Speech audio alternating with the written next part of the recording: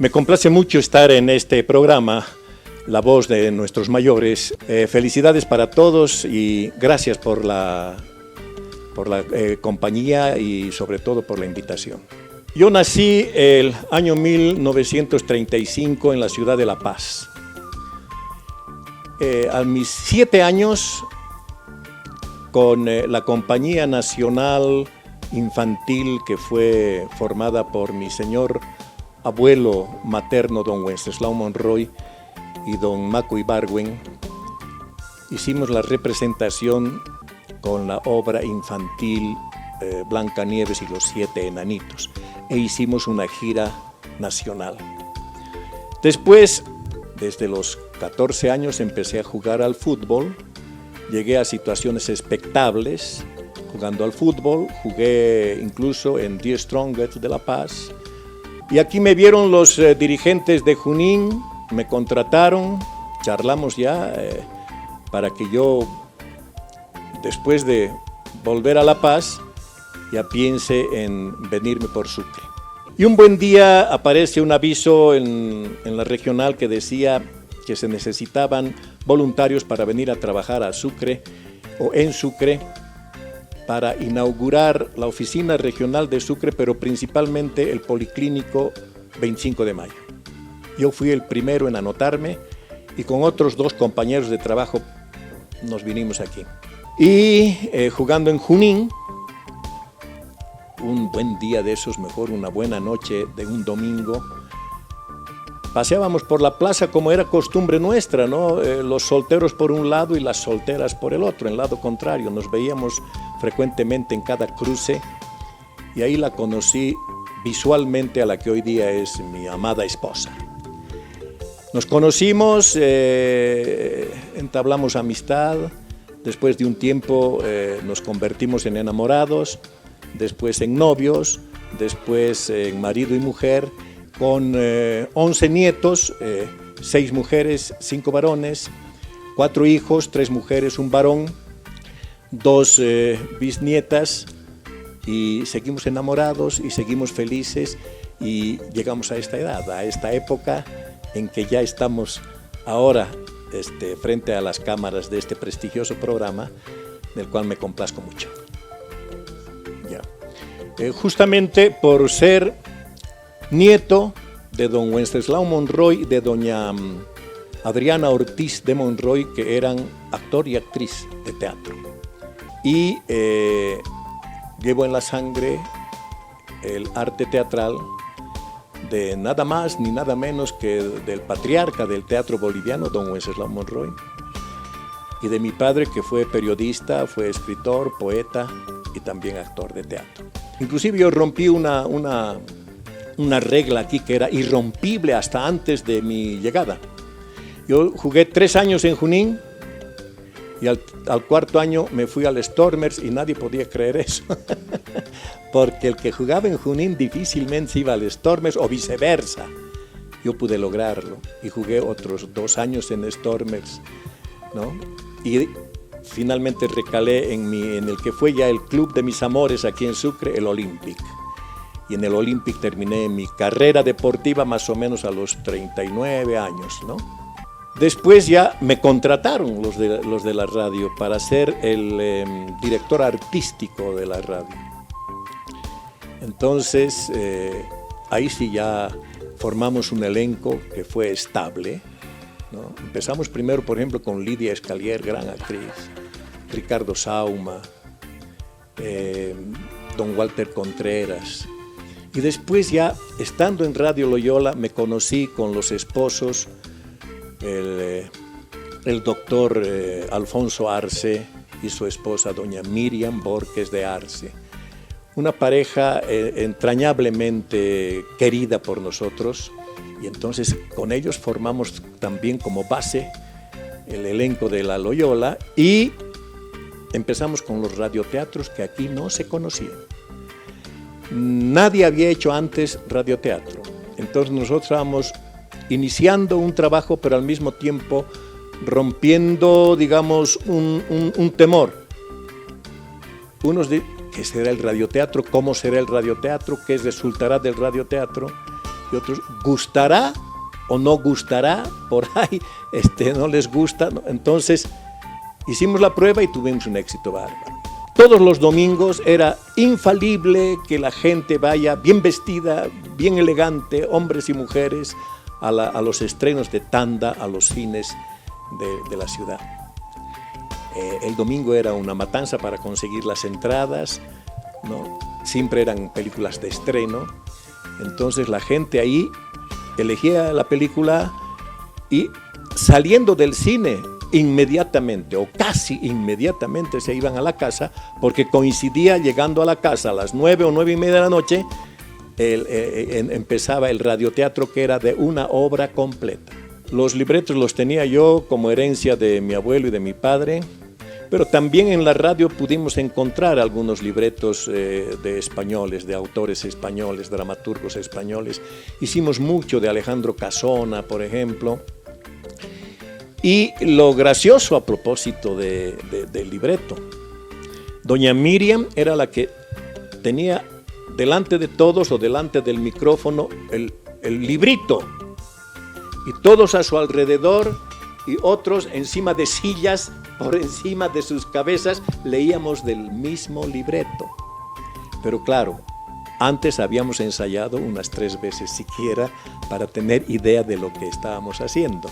Entonces era algo que parecía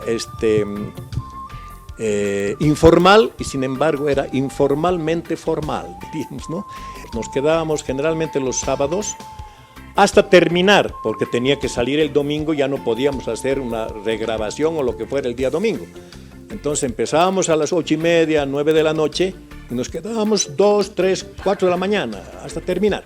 Y uno de los grandes actores que tuvo un gran éxito conmigo, con mi elenco, fue el padre Santiago Martínez Orozco, que hizo de Jesús en la obra que batió todos los récords, que difícilmente van a batir ese récord artístico y económico aquí en Sucre.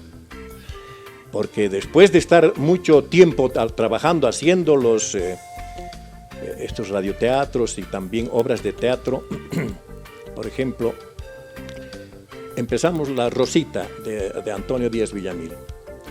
Y yo hice los capítulos radiofónicos, los escribí en base a esa obra de teatro, y empezamos a hacer la obra La Rosita en capítulos. Cuando llegamos al penúltimo capítulo, entre el penúltimo y el último, ahí lo cortamos y decíamos en nuestra publicidad: si quiere conocer el desenlace, vaya al Teatro Mariscal, donde ya la obra de teatro la haremos íntegra, ¿no? Y reventaba la gente en el teatro, porque era una propaganda indirecta la que hacíamos, o si quieren también entiéndale como si fuera un gancho para agarrar a la gente, ¿no? ¿Ya? Las mujeres, por ejemplo, eran doña Miriam, indudablemente la primerísima actriz, doña Miriam Borges de Arce. La otra de las actrices era la Carmen Israel. Después ya les dije de Lidia Escalier, después Mary Derpich, bueno, no recuerdo de otras personas, y fue un elenco estable que, empezando por el doctor Alfonso Arce, después Ricardo Sauma, Gary Pope. Gary Pope era relator de fútbol y lo saqué actor. Después Weimar Torres, con el que empezamos ese programa infantil, que era una revista en realidad de Periquito y las aventuras de Periquito y Peletín. Nos hicimos famosos porque nos veían en la calle y a él le gritaban Periquito y a mí me gritaban Peletín. Y también hacíamos matinales en el Teatro 3 de Febrero. Matiné el sábado y matinal el domingo para los niños, con una serie de juegos escénicos que nos inventábamos entre nosotros. Yo escribía los guiones, nos inventábamos la Casa del Terror, nos inventábamos en Navidad una lucha entre el bien y el mal. El Papá Noel por una parte nos hablaba del niño Jesús, y había un diablo que nos quería más bien arrastrar hacia la maldad y qué sé yo. Y habían reacciones extraordinarias. En un momento determinado nos ocultábamos detrás de un sillón en el escenario para que no nos pesque el diablo. Y les decíamos a los niños, no van a avisar cuando venga el diablo, no van a avisar que estamos aquí. ¿Nos van a ayudar? Sí, los chicos, sí. Bueno, nos ocultamos y empezaba el efecto sonoro, el efecto de la cortina que anunciaba la llegada del diablo. Entonces aparece y él dice, ¿han visto a Periquito y Peletín? Los chicos, no, tienen que estar por aquí, díganme dónde está. No están aquí. Y sube uno callerito y le dice, che, diablo, aquí están. Hay algo que yo lo valoro mucho, sobre todo cuando en el elenco ya teatral, decíamos, es muy fácil interpretar un papel o el papel de un personaje que no lo conoce nadie porque es invento del autor. Pero lo difícil es cuando los personajes son archiconocidos. Y entonces está en la mente de cada persona en el público de quiénes son los personajes que está yendo a ver en el teatro. Por decir algo, Melgarejo y Doña Juana iban a ver a esos personajes. Y si nosotros no interpretábamos a esos personajes, yo como Melgarejo y Doña Miriam como Juana Sánchez, podíamos sacar desventaja y la gente quedar defraudada porque no estábamos interpretando correctamente a esos conocidos personajes.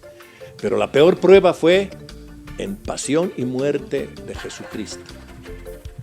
El sacerdote jesuita Santiago Martínez Orozco hacía de Jesús, Doña Miriam hacía de María la Virgen, yo hacía de Judas. Cada uno en un rol distinto.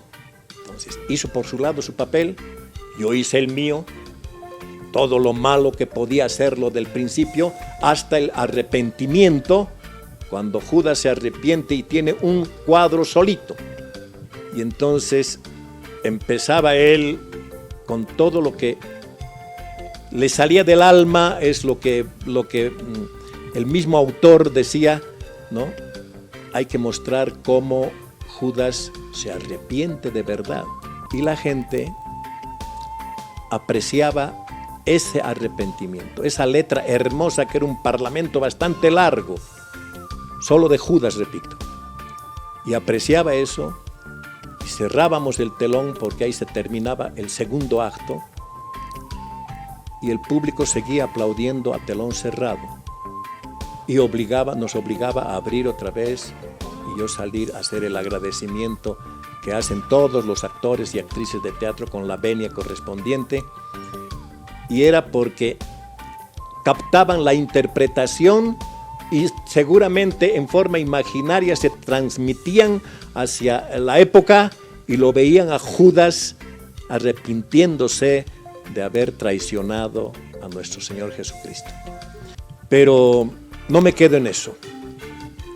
Yo sé que todavía puedo ser útil a mi sociedad, puedo ser útil a mi comunidad, puedo ser útil a mi Sucre, a mi Chuquisaca, porque no he tenido la dicha de nacer en esta bendita tierra, pero esta bendita tierra me ha adoptado.